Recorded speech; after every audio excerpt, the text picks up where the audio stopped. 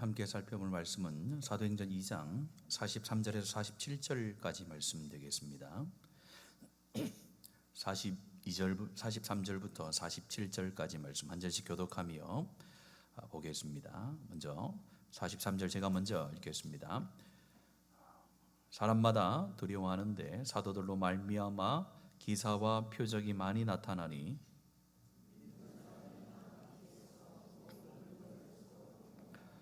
또 재산과 소유를 팔아 각 사람의 필요를 따라 나누어 주며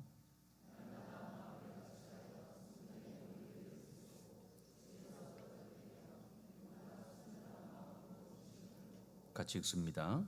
하나님을 찬미하며 또 온 백성에게 칭송을 받으니 주께서 구원받는 사람을 날마다 더하게 하시니라. 아멘. 계속해서 교회가 어떤 곳인지, 교회가 무엇인지에 대해서 살펴보다가 2주에 걸쳐서 우리 고난주간의 말씀 또 부활주일의 말씀을 살펴보았습니다. 또 이어지는 우리 교회에 대한 말씀을 함께 나누고자 합니다. 그럼 3주 전에 제가 교회에 큰 세 가지 기둥이 있다라고 말씀을 드렸는데 혹시 기억하시는지 모르겠습니다. 오늘 읽었던 말씀 43절 앞부분에 42절의 말씀을 가지고 교회 가운데는 교회를 세우는 큰 세 가지의 기둥이 있다라고 말씀을 드렸습니다. 첫 번째는 교회가 사도들의 가르침을 받았다라고 말씀을 하면서 사도들의 가르치는 내용은 예수 그리스도가 바로 메시아요 구원자라는 것을 가르치는 것이고, 그것을 가르쳤을 때에 우리 초대교회의 성도들이 그 말씀을 잘 받아들였다라는 뜻이라고 말씀을 드렸습니다. 그래서 하나님이 원하시는 교회, 특별히 성령이 임재하여 세워지는 교회는 하나님의 말씀을 하나님의 말씀으로 잘 받는다라고 말씀을 드렸습니다. 여기서 하나님의 말씀이라는 것은 그저 기록되어지는 글자의 말씀이 아니라 천지를 창조하신 창조의 말씀이시고, 또 우리 가운데 변함없는 진리의 말씀, 영생의 말씀인 줄로 믿습니다. 그 말씀이 들려올 때에 그것을 나의 생각으로, 나의 판단으로, 나의 경험으로 재단하는 것이 아니라 성경에 있는 그대로로 받아들여 그대로 순종하는 것이 하나님께서 세우신 교회, 바로 각 개인의 교회와 공동체의 교회 가운데 반드시 필요하다라고 말씀을 드렸습니다. 두 번째 말씀은 생명을 나누는 교제의 공동체가 되어야 된다는 겁니다. 교회는 홀로 세워지는 것이 아니라 각 교회들이 모여서 교회 공동체를 이루었기 때문에 그 각 교회 공동체들이 함께 교제하며 세워져 나갈 때에 온전한 교회의 모습이 된다라고 말씀을 드렸고, 세 번째는 기도로 숨쉬는 교회, 기도하기를 힘쓰는 교회, 기도로 채워지는 교회가 하나님이 원하는 교회라고 말씀을 드렸습니다. 이 세 가지의 어떤 기둥이 잘 이루어졌을 때 교회가 성장하게 되고 성령의 임재가 끊임없이 지속되어지게 되는데, 오늘 이어지는 43절 말씀에 보면은 그렇게 세워진 교회 가운데 드러나고 변화되어졌던 성도들의 삶의 모습들이 기록되어져 있음을 볼 수가 있습니다. 오늘 읽었던 말씀 43절의 말씀에 보면은 사람마다 두려워하는데 사도들로 말미암아 기사와 표적이 많이 나타났다라고 말합니다. 사람마다 두려워했다라고 말합니다. 왜 사람들이 두려워했을까요? 지금의 상황이 어떤 상황입니까? 많은 사람들이 예수를 십자가에 못 박으라라고 그렇게 외쳤고, 그 외침에 따라서 예수님께서 십자가에 내어줌을 당하고 십자가에 죽으셨습니다. 거기에서 끝났으면 사람들이 두려워하지 않았겠죠. 그런데 예수님께서 3일 만에 부활하셨고, 부활하신 이후에 40일 동안에 많은 사람들 가운데 보이셨으며 하늘로 승천하는 것도 수많은 사람들이 보게 됩니다. 그러면서 이제 사람들이 두려워 떠는 거예요. 왜요? 우리들이 죽인 예수가 바로 메시아였다라는 것을 알았기 때문에 그들은 두려워할 수밖에 없었습니다. 또한 또 하나의 증거가 뭡니까? 사도들로 말미암아 기사와 표적이 많이 나타났다라고 말합니다. 사도들, 곧 예수가 누구냐라고 외면하면서 떠났던 사람들, 그 사람들이 성령의 충만함을 받고 난 뒤에 그들이 예수가 그리스도라는 것을 담대히 증거하기 시작합니다. 그 증거하는데 말로만 증거하는 것이 아니라 그들이 이 예수 그리스도를 증거할 때마다 기사와 표적이 같이 나타났다는 거예요. 그러다 보니까 이 사도들이 증거하는 그 말씀이 이 거짓이 아니다라는 거예요. 진짜라는 거예요. 그러면서 어떻게 됩니까? 수많은 사람들이 두려워 떨기 시작했다는 겁니다. 그 두려워 떨면 무엇으로 점철되느냐? 바로 예수를 그리스도로 영접하게 되어집니다. 우리가 읽진 않았습니다만은 41절의 말씀에도 보면은 그 말을 받은 사람들은 세례를 받음에 이날의 신도의 수가 3천이나 더하였더라라고 말합니다. 41절에 3,000명이나 더해지는 놀라운 구원의 역사가 일어났고, 또 4장 4절의 말씀에도 보면은 남자의 수만 약 5천이나 되는 사람들이 주께로 돌아오는 놀라운 역사가 있다라고 말했습니다.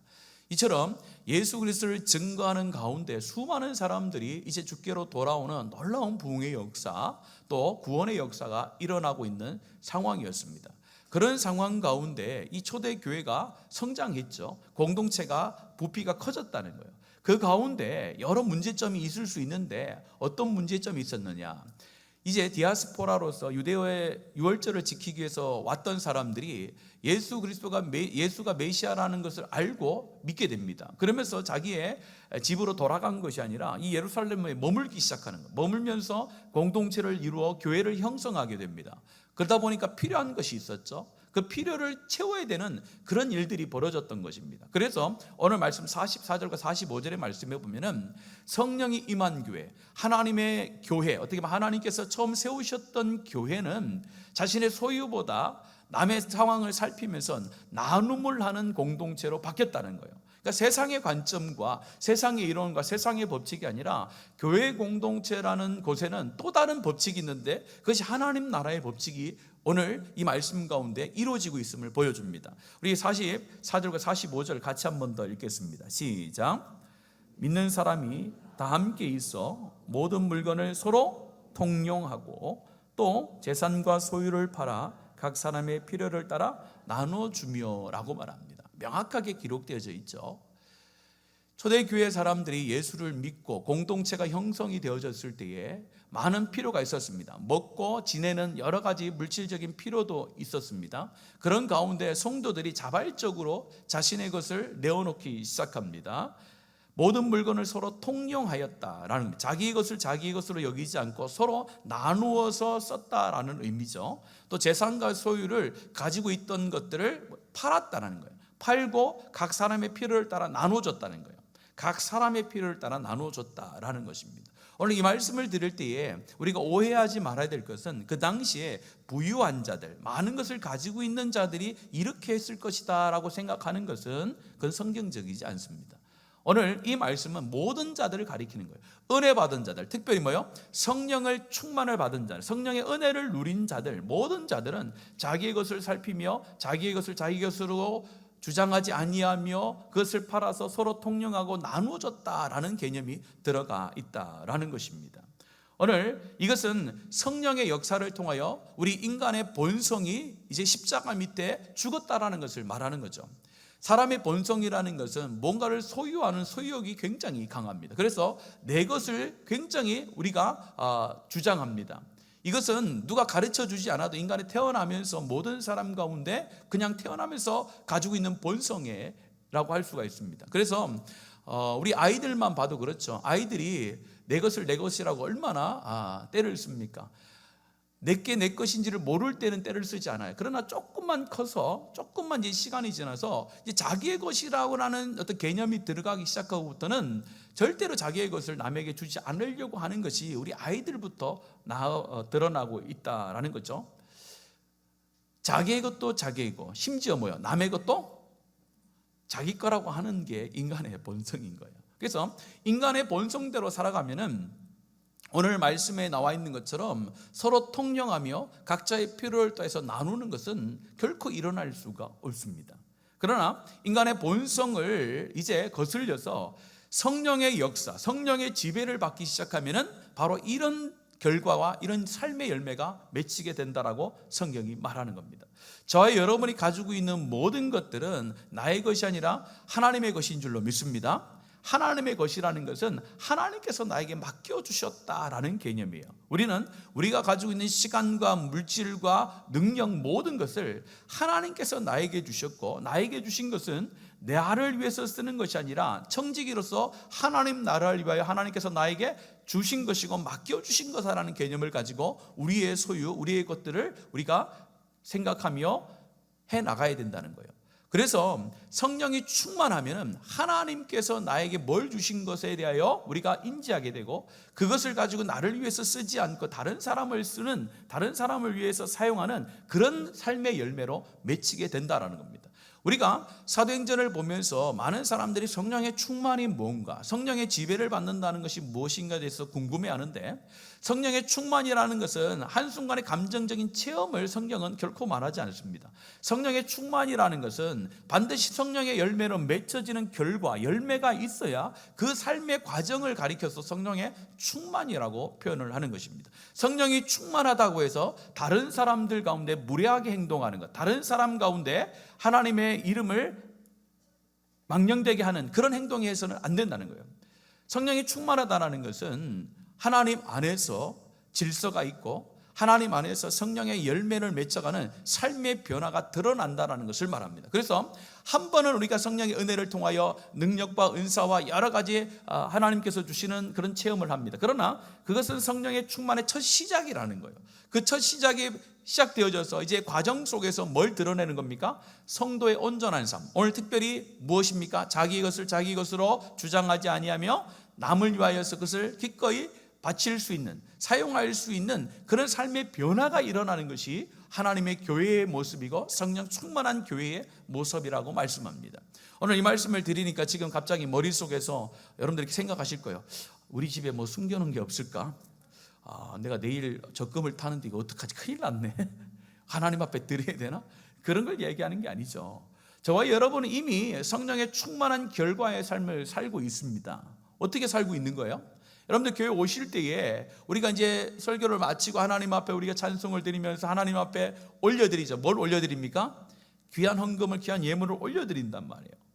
그것이 바로 어떻게 보면은 오늘 초대교회 가운데 자기의 것을 자기 것으로 쓰지 아니하고 나누는 것과 동일하다라고 볼 수가 있습니다. 그래서 헌금이라는 것은 하나님께서 뭔가 필요해서 우리 가운데 요구하시는 것이 아니라 너의 것이 아니다. 누구의 것이다라고요? 하나님의 것임을 네가 알아야 된다라는 그 표로 하나님께서 원하시고 기뻐하시는 거라는 거예요. 그래서 저와 여러분은 헌금을 드릴 때마다 내 삶 가운데 내 것을 내 것으로 주장하지 않는 성령의 지배가 나한테 있기를 원합니다라는 표현으로 물질을 드려야 되는 거예요. 단순히 그냥 하나님 앞에 내가 드려야 되니까 의무적으로 드리다 보면 그건 신앙의 고백이 아닌 거예요. 그건 단순히 물질에 불과한 겁니다. 그러나 하나님께서는 이 물질과 함께 뭘 원하시는 거예요? 신앙의 고백을 원하시는 줄로 믿습니다. 성령의 충만함을 통하여 내 것을 내 것으로 여기지 아니하고 그것을 떼어서 하나님 앞에 드릴 때마다 내 마음에 생각되는 것이 무엇입니까? 나의 것이 아니구나, 하나님께서 주신 것이구나라고 드리는 것입니다. 하나님 앞에 이렇게 나눈다라는 것은 오늘 물질의 개념이 두각되고 있지만 실제로 이 말씀은 우리의 삶의 모든 전인격을 말하는 것이겠죠. 우리 가운데 주어진 시간과 열정과 또 어떻게 보면 능력, 모든 것을 말하는 것입니다. 그걸 가지고 남을 위해서 사용하는 것, 하나님 나라를 위해서 사용하는 모든 것을 말씀하고 있는 것입니다. 또한 어떤 분들은 교회 공동체 가운데 하나님의 말씀을 들을 때 함동이 감동이 될 때에 또 자신의 것을 포기하고 드리는 분들도 꽤 많습니다. 헌금이라는 헌금 생활을 통하여서 나눔의 삶을, 성령의 충만한 열매를 거두기도 하지만은 실제적으로 많은 성도들이 자신의 가지고 있는 여유로움을 가지고 수없이 많은 사람들을 돕고 교회를 돕는 일들이 생각보다 많이 있음을 보게 됩니다. 우리 교회도 꽤 많아요. 우리 교회도 우리 선교사님들이 어렵다는 이런 이야기를 들면은 자기가 1년, 2년 동안 적금 들은 걸 가지고 와서 그걸 드리기를 원한다라고 가지고 오시는 분도 있고요. 또한 자기가 또 다른 것을 통해서 얻은 것이 나의 것이 아니다라고 생각해서 교회 가운데 필요한 것들을 또 사거나 교회에 필요한 사람들을 도와주는 일들이 생각보다 많이 있습니다. 단지 내가 아닐 뿐이에요. 여러분들, 그 주인공이 여러분들 되시기를 축복합니다. 그래서 여러분들이 가지고 있는 시간도요 사용하셔야 되는 거예요. 시간도 나만을 위해서 사용하도록 우리 하나님께서 주신 게 아니다라는 거예요. 여러분들이 여유로운 직장 생활들을 하시는 것은 그 여유로운 시간에 나를 위해서 쓰라고 하나님께서 주신 시간과 직장이 아니라는 거예요. 그 시간을 통해서 하나님 나라를 세워가는데 사용하라는 거예요. 근데 교회 오니까 오늘은 조금 더 쾌적하지 않습니까? 어제 아침 9시부터 얼마나 우리 성도님들 오셔서 청소를 열심히 대청소를 하셨는지, 아직도 더러운 곳이 많이 있습니다만은 열심히 청소하셨어요. 왜요? 여러분들 주말에 여러분들 굳이 교회 안 오셔도 되잖아요. 안 오셔도 됨에도 불구하고 교회를 깨끗하게 하기 위해서, 교회당을 깨끗하게 하기 위해서 내 시간을 내가 포기하고 와서 섬기는 거예요. 그게 성령 충만한 자의 삶이라는 겁니다. 여러분 어려운 일이 아니죠. 내 것을 조금 놓아둘 수 있는 것이 성령의 충만이라는 것이죠. 또한 어제 또 슬픔을 당한 가정이 있었죠. 어제 청소하고 또 오후에 저기 멀리 엄청 멀더라고요. 저도 태어나서 나주라는 곳에 처음 가봤는데 가도 끝이 없더라고요. 그 뒤에서 자꾸 물어보세요. 얼마 남았냐고. 근데 시간이 안 줄어요. 2시간 남았는데 또 지나가니까 또 1시간 반 남았대. 근데 그것은 피곤하지만은 뭐요?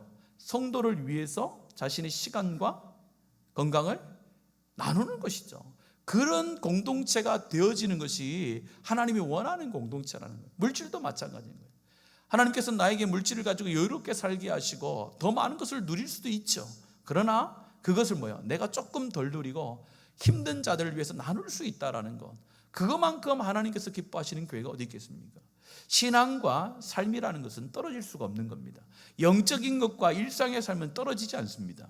영적이라고 해서 일상의 삶을 우리가 포기하거나 일상의 삶을 제외시키면 그것은 영적이지 않죠. 가장 영적인 것은 가장 일상적인 거예요. 일상적인 삶 가운데 그리스도의 은혜와 성령의 충만함과 성령의 지배가 드러나도록 살아가는 것이 바로 하나님이 원하는 성령의 열매의 결과인 줄로 믿습니다. 그래서 오늘 이 시간 여러분 마음속에 다짐하시기를 바랍니다. 하나님, 나에게 성령의 충만함이 있게 하셔서 성령의 지배를 하나님 받게 하셔서 내가 가지고 있는 물질들, 내가 가지고 있는 시간들, 건강들, 내 능력들을 하나님 나라를 위해서 기꺼이 나눠줄 수 있는 그런 성령의 마음이 있도록 하나님 도와주십시오. 그렇게 기도하는 은혜가 있기를 축복합니다. 굉장히 중요한 거예요.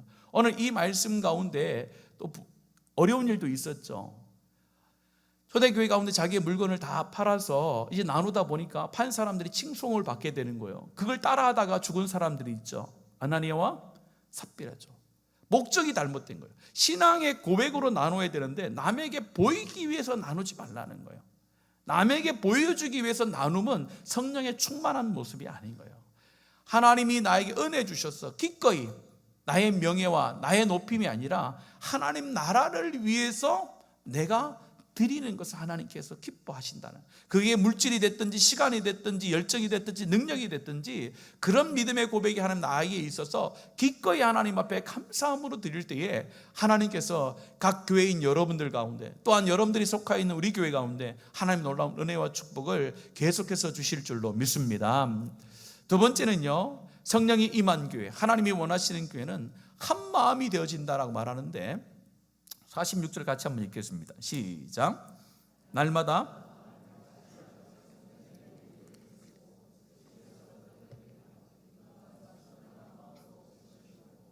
아멘. 46절에 보면 앞에 말씀에 날마다 마음을 같이 하였다라고 그렇게 말씀하고 있습니다.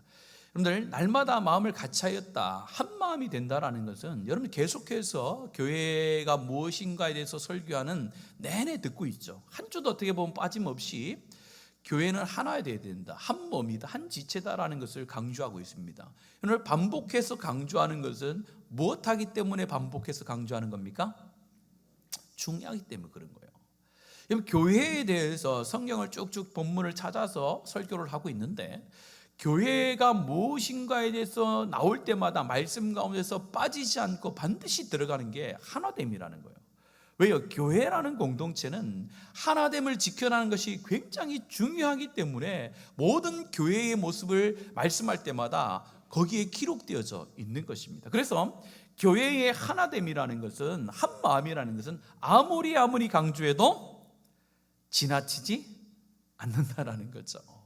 굉장히 중요한 거예요. 왜 그렇습니까? 교회의 하나됨이라는 것이 깨어질 때에 굉장히 교회가 치명적인 어려움을 당하기 때문에 그래요. 꼭 기억하셔야 돼요. 교회가 가장 약화되어지는 것은 교회에 물질이 없고 교회에 성도가 없고 교회 건물이 없어서 교회가 약화되는 것이 아닙니다, 여러분들. 교회의 약화의 첫 시작은 분열됨으로부터 나타난다라고 성경은 이야기하는 거예요. 그래서 사단은 우리 가운데 많은 유혹을 하는 것처럼 보이지만은 사단이 주는 많은 유혹의 궁극적인 목적은 하나됨을 깨는 거라는 거예요. 여러 다양한 유혹들이 있을 수 있습니다. 여러 다양한 모습으로 악한 영은 우리 가운데 유혹을 다가옵니다. 그러나 그 유혹의 궁극적인 목적은 뭐라고요? 교회의 하나됨을 깨는 데 있다라는 거예요. 그래서 우리는 거기에 넘어가면 안 된다는 거예요. 우리가 혹 유혹에 넘어져서 실수할 수 있습니다. 그러나 그 실수함으로 인해서 뭘 깨면 안 된다고요? 교회의 하나됨을 깨지 않도록 기도해야 된다는 거예요. 우리가 완벽한 인간이 아니기 때문에 악한 영은 우리의 연약함을 알고 우리의 틈을 타고 들어와 우리의 자존심을, 우리의 생각을, 우리의 경험을, 우리가 가지고 있는 능력들을 건드리면서 하나됨을 깨게 할 때가 참 많아요.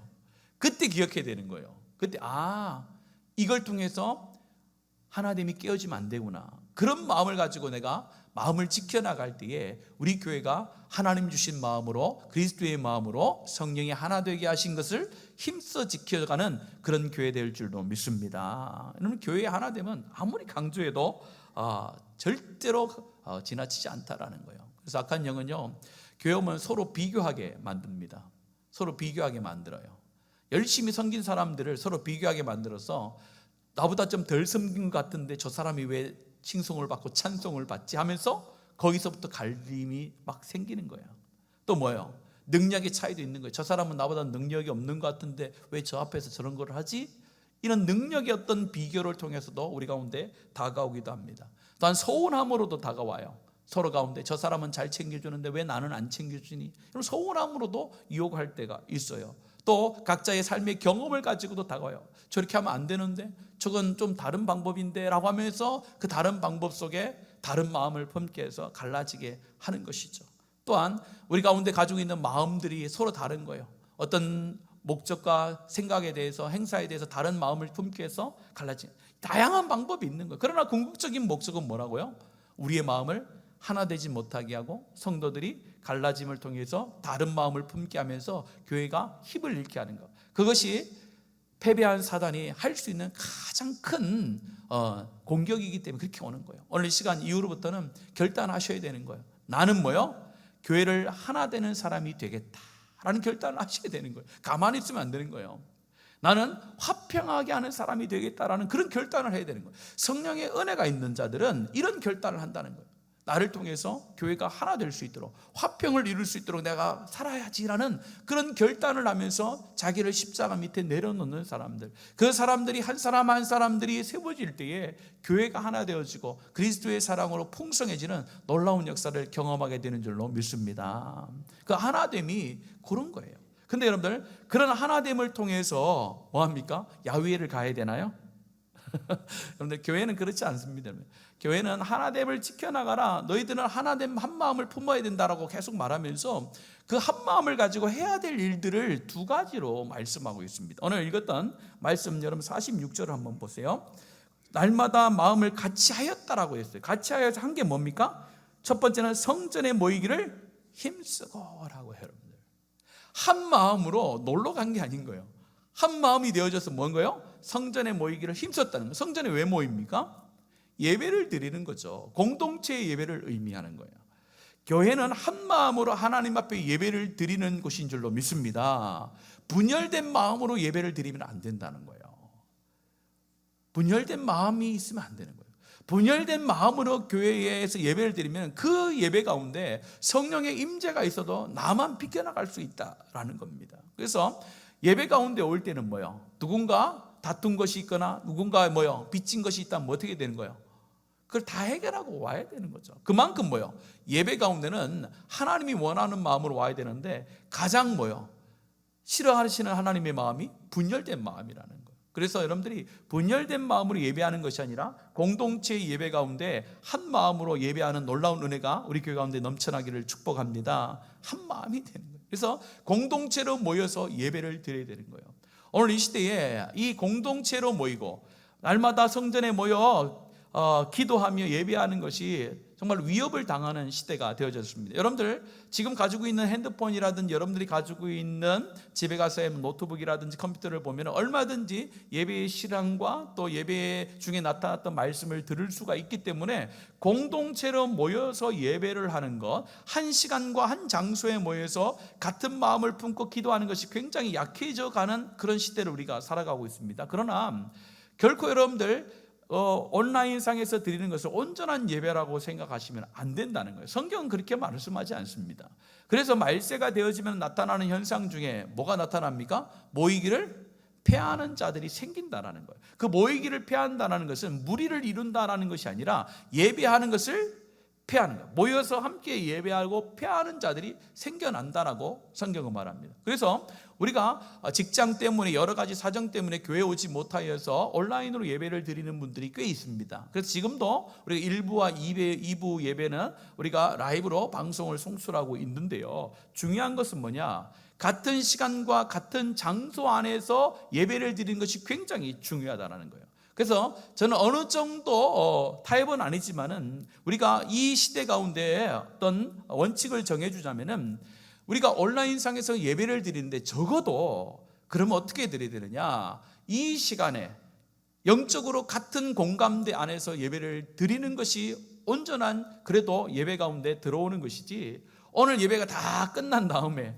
이제 자기가 제일 여유로울 때에 집에 소파에 딱 앉아서 오늘 저녁 8시에 오늘 목사님 무슨 설교를 하셨나라고 하면서 그 예배 실황을 보면서 그게 예배를 드렸다라고 말하진 않는다는 거. 그래서 우리 교회도 이제 조금 바꾸려고 합니다. 예배 실황의 예배는 나가도 나중에 녹화되어서 나가는 것은 설교만 나가는 것으로 바꾸려고 하는 거. 왜냐면요, 그것은 설교를 들은 것이지 뭘 드린 게 아니에요? 예배를 드린 건 아니라는 거예요.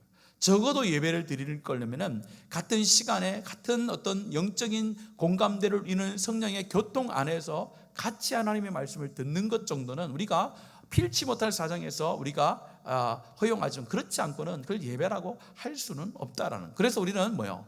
건강함으로 주의 예배 가운데 주의 예배당에 나와서 함께 예배할 수 있는 그것이 가장 복된 일인 줄로 믿습니다. 그렇게 함께 공동체로 예배를 드려야 되는 거예요.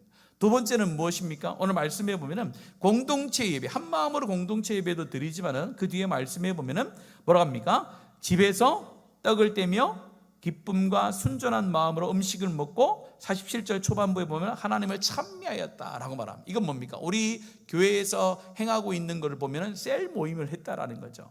공동체에 다수들이 모여서 한 공동체 안에서 하나님을 찬미하고 높이는 것도 있어야 되지만은 이제 각 집에서 모여서 함께 서로의 삶을 나누고 말씀을 나누고 하나님을 찬미하는 것도 필요하다라는 겁니다. 그래서 저희 교회도 이 원칙에 따라서 두 가지의 큰 틀을 가지고 교회를 운영해 나가고 있습니다. 첫 번째는 어디에 가장 중점을 둡니까?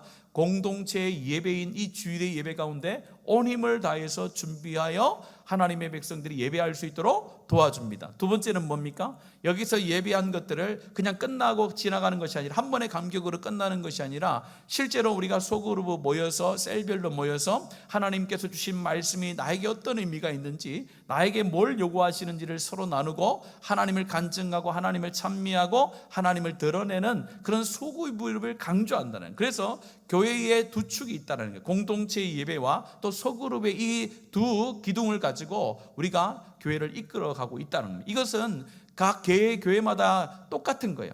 우리 교회만 그런 것이 아니라 모든 교회들이 이 두 가지의 원칙을 가지고 교회를 이끌어갑니다. 왜요? 그것이 하나님이 원하는 교회이기 때문에 그렇습니다. 그래서 저와 여러분은 먼저 한 마음으로 뭘 해야 되는 거예요? 공동체의 예배, 이 우리가 드리는 예배 가운데 힘써서 참여하여 하나님 앞에 영광을 돌려야 됩니다. 두 번째는 뭡니까?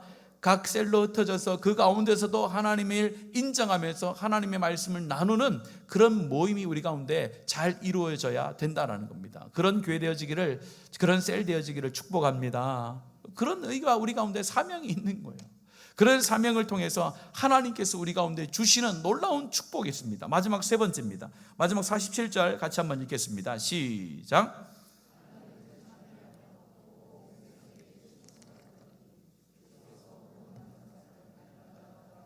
아멘. 찬미하며 또 온 백성에게 뭘 받았다고요? 칭송을 받으니, 이렇게 말합니다. 그러니까 하나님의 성령의 충만이 있는 교회, 그런 개인들은 그 공동체뿐만 아니라 그 개인의 삶뿐만 아니라 그 주위에 있는 많은 사람들로부터 칭송을 받게 된다라고 그렇게 말하는 거예요. 참 특이하죠. 교회가 세상으로부터 지탄받는 것이 아니라, 세상과 달라서 나는 그거 교회를 싫어 그렇게 얘기하는 것이 아니라, 세상의 많은 사람들이 교회의 공동체와 각 교회된 여러분들을 바라보면서 칭송을 한다라는 거예요. 여러분, 칭송을 한다는 것이 무엇입니까? 삶의 패턴이 다르다는 거예요. 똑같이 일상의 삶을 가고 똑같이 세상의 삶을 살아도 예수 믿는 사람은 다르구나, 예수 믿는 사람은 다르구나, 그거를 보여주는 것이 하나님이 원하는 교회의 모습이라는 거예요. 우리만 좋아서 우리만 누릴 수 있고 우리만 이해할 수 있는 것을 하는 것이 교회가 아니라, 세상의 사람들이 봐도 교회는 교회구나, 교회는 저래야 되는구나, 교회는 저런 모습이 본질이구나를 알고, 그들이 우리와 다르지만은 다름이 존경이 되어지고 그 존경이 하나님의 영광이 되어지는 그런 교회를 우리 가운데 원하신다라고 말씀하는 거예요. 그런 의미에서 우리 교회뿐만 아니라 우리 한국의 교회와 이 땅의 교회들이 다시 한번 하나님의 말씀으로 함께 돌아와야 되는 줄로 믿습니다. 오늘 시대에 멀리 갈 것도 없죠. 우리 교회가 과연 이 지역 가운데 우리의 삶을 통하여, 우리의 변화된 삶을 통하여, 성령의 삶을 통하여 많은 사람들이 칭송하고 있는가를 한번 점검해 봐야 되는 거죠.